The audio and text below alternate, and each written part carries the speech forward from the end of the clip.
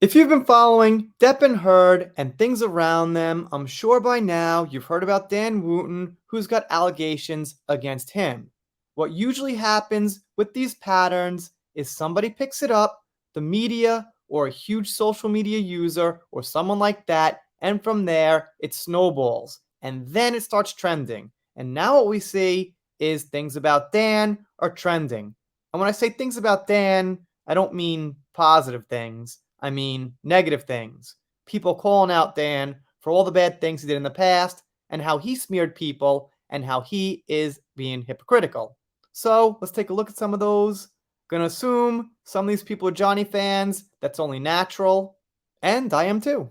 This first person says Dan Wootton was one of the first journalists to write about Prince William's alleged affair. After the article was written, he started to get gossip from palace sources about Harry and Meghan. Maybe Dan used his info to blackmail Prince William.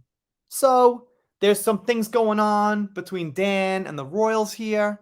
Full disclosure, I'm not up on it at all, but I could safely assume that some people who are in Meghan's fan base and Harry's fan base have some things to say about Dan as well. So, from my somewhat narrow perspective here, focusing on the Johnny case, as far as Dan, I forgot that he's affected a whole lot of other people and other fan bases. And I guess the next biggest one would be the Meghan and Harry fan base. Now, I'm not a fan of them. I've criticized them, but that's not the point.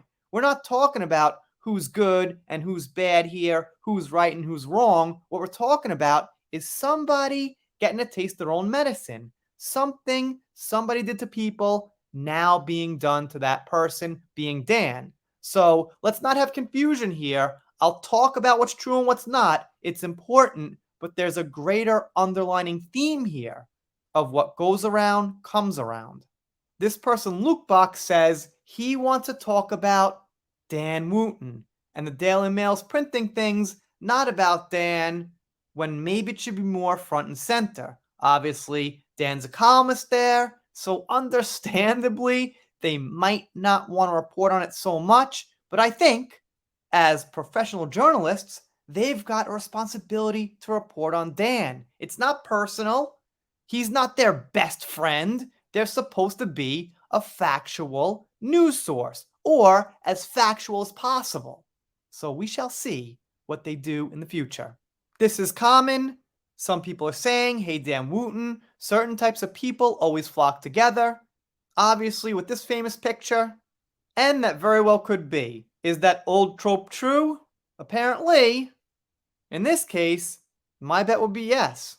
And some stuff like this pops up. I'm laughing because, first of all, it's a pretty bad Photoshop job. Second of all, I've always said, let's be serious, but once in a while, it's okay to joke. Let's not keep the leash too tight. And here's something Dan said about Philip Schofield. With the current rumors and accusations swirling around Philip Schofield, why is he still on our screens? Why have ITV not suspended him for pending an internal inquiry? I would have thought in this day and age that a mainstream broadcaster such as ITV ought to be seen to be doing all it can to deal with issues like this, find out where the truth lies, and in the meantime, suspend those who the rumors concern. Wait a minute. That's now you, Dan. This is what I'm talking about truth and about facts. Yes, that's one aspect, of course.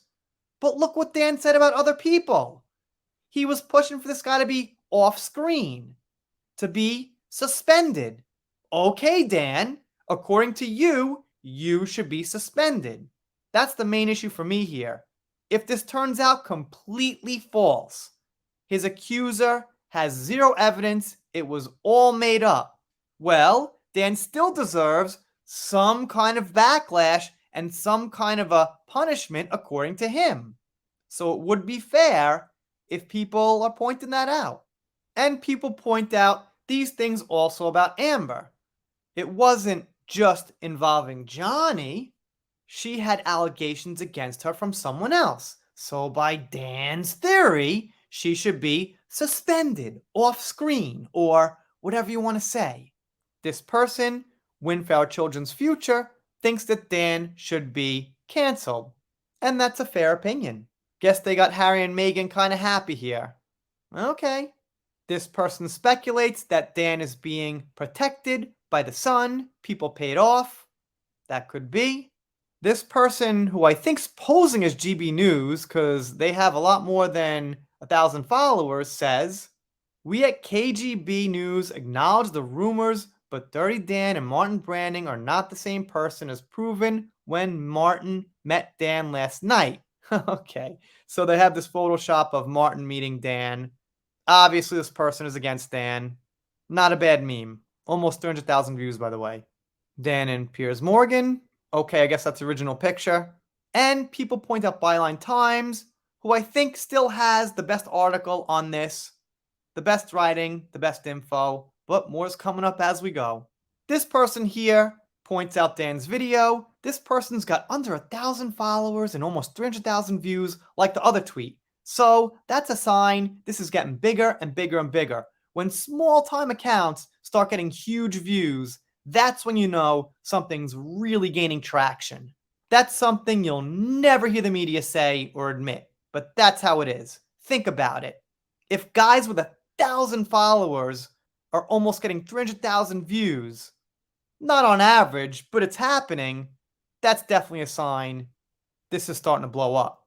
Anyway, you let me know what you think in the comments. I'm on Twitter too. Maybe give me a follow. Finally broke 3,000 followers. So it's something. If you're not subscribed here, consider it. If you don't, I'll be real sad about it, but I'll get over it. See you next time.